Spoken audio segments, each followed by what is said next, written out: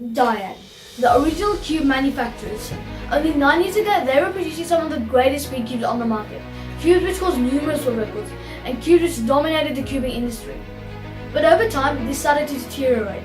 With the rise of other companies such as Moyu and Gan, what went wrong for Dayan, and how did they begin to lose their respect and reputation as a company? G'day mates and welcome back to another video, as today we explore the rise and fall of Dayan, a once great company. And could we be seeing them on a rise again? So without further ado, let's begin. Dayan is a Chinese brand founded in 2004 by Dayan, who surprisingly has never competed in any WCA competition. His username on MFA, China's biggest speed solving forum, was Dayan Tao, meaning Big Goose. Of course, when you want to establish a major company, the first name that comes to mind is Big Goose. Absolute genius. Since their inception, Dayan has produced 20 speed cubes and 12 non-speed cubes. I look into each of the speed cubes briefly and mention the 12 other ones as well. But if you want to learn about those two, then comment down below and I may or may not make a video about that. Anyways, Dayan's first cube was the Dayan Tayan. There is actually a funny backstory behind this, where it was originally intended to be simply called the Dayan 3x3, but it got mistranslated as the Tayan, which means enormous blaze. Nevertheless, it was unproblematically adopted as a Dayan Tayan. This cube never really broke out as a major speed cube and is virtually impossible to find nowadays. One unique feature of the cube, however, was the Florian mod. In simple terms, some pieces were rounded off to improve corner cutting. Crazy Bad Cuber made a review of the Florian modded 5x5, which goes more in depth into this concept, and I'll link that in the description. Dayan's major breakthrough came in June 2010 when they produced the Dayan Guhong, a cube very popular amongst a large majority of cubers. It had unmistakable corner cutting, fast, smooth and quiet turning. Dayan re-attempted to make this cube even better by producing a version 2 in April 2012. This cube wasn't much different to the first Guhong, one of the major differences being the torpedo mechanism, which helped with the stability and reduced pops. Now, third time's a charm. The Guhong version 3 came with a lot of big changes. This cube came a ridiculous 7 years later from the second one, but Dayan tried to modernize each of their previous speed cubes. This cube came with magnets, wavy lube tracks, and a stickless look, unlike the first two versions.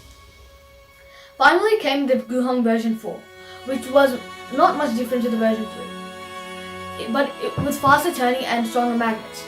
It was also very light at 70 grams, and it makes a really annoying clicky sound which cubers heavily dislike. Moving on to the next Dayan cube, the Dayan Luna.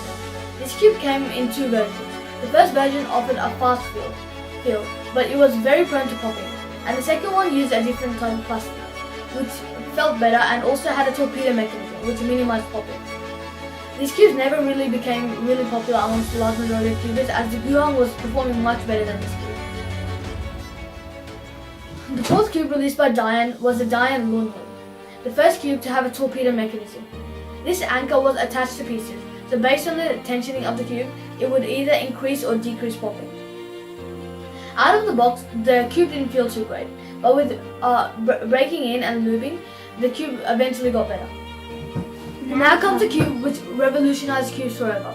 It led Felix Zemdegs to a bunch of world records, and to this day it is arguably the most famous cube ever produced by Dayan, and that cube is the Dayan Zanchi.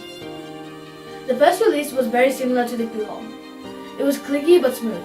This cube performance was very reliant on the tensioning, however.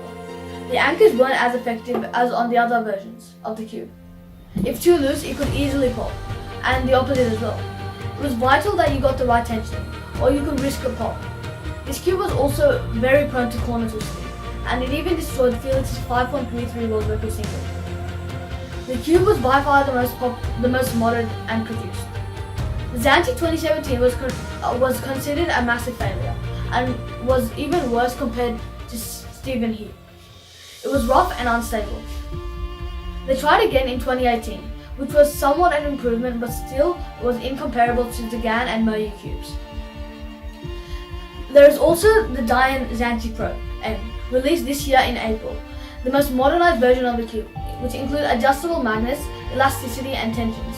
However, it was still eclipsed by the Dayan Tengen, which we'll come to in a little bit. Finally, the 42mm version of this puzzle, which was intended for younger cubers with small hands. I don't really know why they decided to make this cube, because in reality they didn't really reach out to a large majority of cubers, but it's good for that they're thinking of this type of people. Then came the 6th cube in the Dayan lineup, the Panchi. This cube came as a major disappointment and signaled the end of Dayan's domination of the cubing industry. Well, that was until the Tengen came along. This cube was the first cube that Dayan produced in a long time, which was actually considered a threat to other companies. Although this cube wasn't really used for normal 3x3, its light feel and weaker magnets was very suitable for one-handed use, and also has adjustable magnets, and for a cheap price, it has grabbed the attention of many mainstream cubers. They released the Tengen 2x2, which is also very good, and I'll link a few links of reviews for that. Dayan also produced a Megamix recently, which is valued as easily the best Megamix on the market.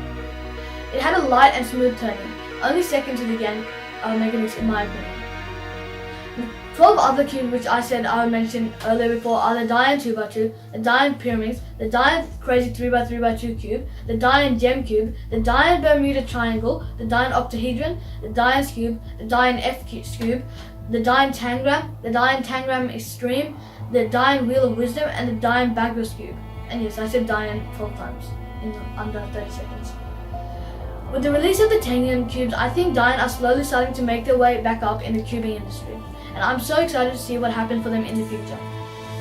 Pretty much all of these cubes mentioned below can be bought from Daily Puzzles. They sell cubes for really cheap prices and with great customer service. And when you use a discount code ZUBI, you can get it for an extra 5% less.